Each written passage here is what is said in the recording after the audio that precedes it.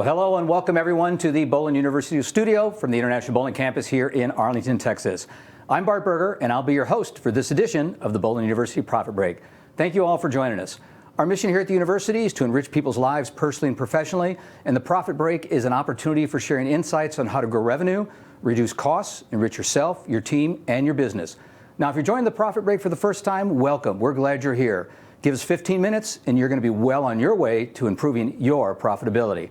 Now, I always love it when we're fortunate enough to have in-studio guests, and today we have with us Mr. Mike Holtzman.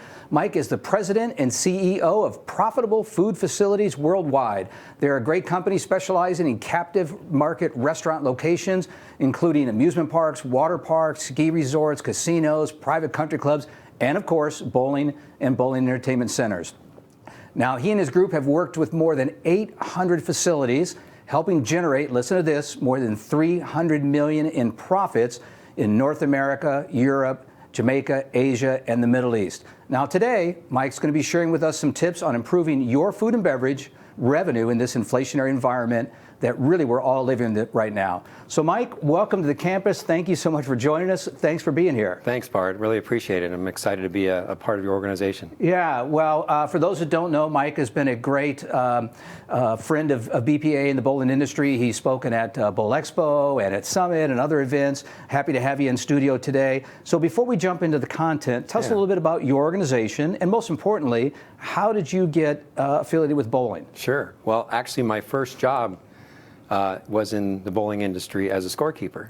Really? I was 11 years old. I was the youngest one that they would take, but I would physically keep scoring. It's actually, I blame bowling for my math skills, because when you're sitting there going 86 plus 2 strikes plus 8, you got to know that's 114, and you got to right off the top of your head. So, but if seeing it from there, you know, I got in the restaurant industry and had about 10 years run with that, and then I really found this niche of captive market. And so when you look at it as a focus of, you know, food and beverages, is there's bowling, and then we have food and beverage. There's a water park, oh that's right, we have food and beverage, and we have a golf course, and we have food and beverage. So having that secondary piece kind of puts it a little bit in the background. It's hard to find someone who's really focused around that piece of it, and it's really an entity that we kind of looked at as an opportunity to really help some individuals out. So taking the skills that I learned in the industry, applying it to captive market.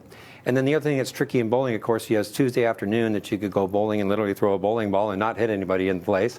And then you come to Saturday night and you've got 40 lanes running and your food's going crazy. And how do we handle these things with kitchens basically that were built a long time ago? So kind of bringing it all up to speed. You know, now we've got the new bowling centers coming in with these huge, take Orlando, you know, with the places that they're putting in, and competing with mom and pop. And how do we handle that with food and beverage on their levels? So that's kind of what we bring, is a knowledge of expertise so we can help them take it to the next level. Good. Well, you certainly have studied our industry and know us well, and we're fortunate for that. So let's dig in and give our viewers some tips for today. Sure. Let's start off with, in all the places you're visiting with around the country and around the world, what are some of the trends you're seeing as it relates specifically to bowling in the F&B space? Yeah, I think one of the keys to coming to this is that we have to get a little bit out of our concession model. You know, we don't want to be I use the word concession or snack bar. And when you think of a snack bar, I would define that as something not necessarily very good. So I think we want to break out of that mold and kind of take it up to the next level, because look, people come in at 4 or 5 o'clock and they want to bowl and they're getting ready about their league stuff, and what we don't want to do is go, well, I had the food there once and it was old, or it took 45 minutes or a long time, and all of a sudden now they're bringing in Chick-fil-A or they're bringing in other food, and we lose that opportunity, which can be a real big revenue source. So if we can take it from come in, bowl, and go home, to come in, grab dinner, have a drink, bowl, enjoy your night, and maybe even stay over and have another drink afterwards, we are in a whole nother business, and we have the opportunity to take advantage of that. So that's really, I think, trend number one is let's take that on, that you have that many focal points or potential earning points, revenue points that you can take on, but it's going to start with quality, right? So I really think when we're talking about trend, quality is number one. We don't need to serve a frozen patty anymore. There's plenty of ways to get a fresh burger out. There's plenty of ways to do that product fresh. We don't have to do a frozen tender anymore either. There's plenty of ways to do that. And when you look at what's being developed in the chain world of those groups developing those products, they're basically doing it fresh. The ones that are successful are the ones that are doing it the fresher, the better. So do we have opportunities to do that? Can we do pizza a different way? Does it have to be frozen, or can we maybe take that on? And then we have to go back and go, but if we're going to do that, we might have to change our equipment around to be able to meet that goal. So the other part to me is really kind of upgrading the kitchen to be able to keep up with demand and seeing what we can do in terms of menus. They don't have to be large. They're not there eating there every week. Yeah. You know, we don't come in and have, let's go to the bowling center for dinner very often. So we just need to do what we do really well. And so if we hit it with quality, we hit it with a good kitchen that can keep up, I think we're onto something. So yeah, we hit on a lot there, and a lot of great points. You talked about the the trend of fresh, and love that. So in this environment that we're in right now, there's a lot of talk about automation. Seems to be like a big buzzword. So where does that fit into our space, and should we even be worrying about it? Where are there some efficiencies there? I think that the mobile order piece is the part that kind of people are kind of looking at. You know, can I spot my phone and bring up the menu, and that way I don't have to have a server out there trying to get menus to people? Or the danger with mobile ordering, though, and other companies have learned real quick, is that you can now bring in orders very quickly. So you can have 30 lanes going, and the next thing you know, you got 20 orders in about 5 minutes. There's no way a server could have done that to you. The server goes out, takes a couple orders, comes back in, creates kind of a natural flow. So I think that there's got to be at least relatively concerned about that we don't overwhelm our space to do that. I don't think we're quite at the technology stage yet. I think we're much more about the service side and really connecting with our guests. So keeping that in focus of, let's have the server take care of that for right now. We're not going to have an automatic flipper back there for a long time flipping our hamburgers. I think we're a ways from AI doing anything in our industry at this point. So no robots doing the fries yet. Yeah, that's right. In our space there. Not quite yet. Yeah, on there. So let's drill down to some specifics, because we are in this inflationary environment now. You get to see a lot of different menus, a lot of different concepts. What are some of the least profitable items that you're seeing now and that we might want to be aware of and maybe avoid? Sure. I think it's sometimes we look for the easy way out. It's America, right? But how can we make it streamlined and simple? And gosh, if I just grab that frozen pizza and stick it in the oven and give it to somebody, I'm good to go. But back to the quality. The word frozen and pizza, not very synonymous with quality, right? So knowing that we've got that opportunity to, wait a second, if we can go find a crust, put our own sauce on it, our own mozzarella cheese, find an oven that we can cook that a little bit quicker in, that's going to be a lot better product than the frozen pizza. Then, when you sit there and do the math of what a frozen product costs, basically the more it's prepared, the more you're going to pay for it. So that's going to make it a very unprofitable item when you start to do the math on a pre-made pizza. Might be $7 to $7.50. A pizza you make yourself is $2 to $3. You're selling that pizza for $12 to $15. You have a couple slices that get lost. The next thing you know, you're not making any money on your own frozen pizza. And then the quality of it, as we all know, we've tried to get frozen pizza for years at the store. We can't find one that's any good at all. So we go to our natural good pizza place that's making the dough for us. We don't need to make the dough. We need to have someone make the dough for us, but from there we can add the regular ingredients and make it a great product. So the more it's cooked, basically the more we're going to pay for it. The best we want to do is have that product already come in and we get to put it together. I'll just say one thing with that. The exception would be French fries. French fries are something that they've worked on doing a great job of making in the way that it is. I would not go fresh on that ingredient, but I would go fresh on everything else. Yeah, it's good tip for the viewers today. So let's talk a little bit about pricing. That seems to be a hot button now in this environment we're in. And I think that is probably true in the restaurant space as well as the bowling space. As small independent operators, we often are reluctant to raise prices because of that pushback we'll get from the guests versus a corporate structure. Where does pricing play, and what strategy are you recommending to your clients right now? Yeah, I mean, there's a rule of thumb of the restaurant rule is kind of 30, 30, 30, 10. So 30 food, 30 labor, 30 other, 10% profit. That's a standard rule that you kind of see out there. But we're not year-round necessarily. We may be open year-round, but we have the peak times definitely that we want to be able to take advantage of. So we try to tighten those margins up a little bit more and give us a little more room, targeting maybe more like 25, meaning that if something costs you $1 to make it, we sell it for $4. Something costs, so this is where it gets, again, back to the pre-made products. If I have a candy bar that I'm selling now that we're getting for 70 cents and I want to run a 25, I got to sell that candy bar for almost $3.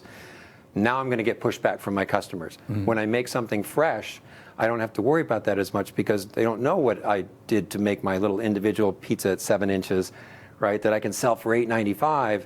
as opposed to trying to sell a slice of pizza for only $3 or $3.50, because at $4, I start to look at that as too expensive. So you have to be a little creative, right? Individual pizzas I can sell that way instead of slices. Same other things too, like about purchasing, fountain sodas, are kind of the same versus bottles. People know what a bottle costs. People don't know really associate necessarily what a fountain runs. So you see that bottle in the store and you go, oh my gosh, it's $3 at 7-Eleven, and we're trying to sell it at a margin to make it work. A fountain is $1.50 an ounce, 36 cents for a 24-ounce soda. A bottle is $1. Look at the difference in variance that you can do just by doing fountain drinks. So kind of some simple things. I think that the pricing point, though, is that, you can look at your competition a little bit, but you'll be really surprised. McDonald's is running close to $10 for a combo meal now. So don't be afraid to push the envelope a little bit. You are in a special environment. They're in your house. You can get a little bit more for that than maybe you would on the street, and that's okay. So don't be afraid to push it on the envelope, but when you're with fresh, and hit the quality button too at the same time. Yeah, you mentioned that word again. It kind of goes back to quality, that you shouldn't feel bad about charging a fair and equitable price if you're providing that quality product, and it goes back to your fresh there. Exactly, 100%. So let's talk a little bit about challenges, right, in the F&B space. What are you seeing? I mean, if we had to rub a crystal ball, and what is the future? There's certainly business challenges, but I'm sure there's some challenges specific to F&B that maybe you see coming over the horizon that maybe the average entrepreneur is not seeing. Well, you're probably already running into it if you're in the business, because you have the supply chain issues with COVID that have been not only ongoing, but continue to be at least a concern.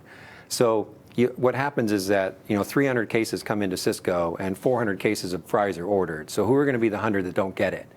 And it's really best to have two suppliers. I think one of the best changes right now that I would recommend, it's difficult to stay just with one house because they sometimes run out of product. So having a backup plan, being that proactive to have a secondary supplier so that you can make sure that you get your product, I think is really, really key.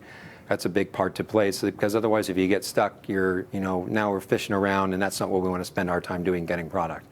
So I think that's one of the biggest areas that we can stay on, is have a second backup plan so that you'll have a vendor that will provide you the products you need. Yeah, it feels like the supply chain issues have lasted far longer than we first imagined.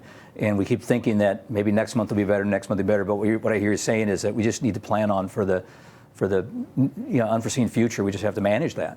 And some of it is just that the supply on the other side, they didn't anticipate that they would sell 400 cases of fries over a weekend, because there's so much more demand of people wanting to get out and eat out more and just take advantage of those things. And suddenly that hits the market, and they didn't anticipate it. So we just play it safe, have a backup plan. I love having a backup plan. Yes, backup plans are good. So Mike, let's sneak in one more before we have to let you go here today. I heard you mention a topic that I don't want to let get away from our viewers. You mentioned about a captive market. So can you talk a little about what do you mean when you're talking about that, and why is it important before we wrap up and let you go today? Sure. I think that the best description that I always give to a captive market is walking into a movie theater. You walk into a movie theater, $7 soda, $7 popcorn, $5 candy, like just prices what you would be. Then you go to 7-Eleven and you go, $1.29, isn't that up 10 cents? So when you're inside a captive market facility, a captive market situation, literally kind of inside the gates, inside the walls, then that's where you have a little bit more ability to charge a little bit more because you're providing a service for all. It's not just that you're coming in to eat. That's not even why they were there. They're there to bowl.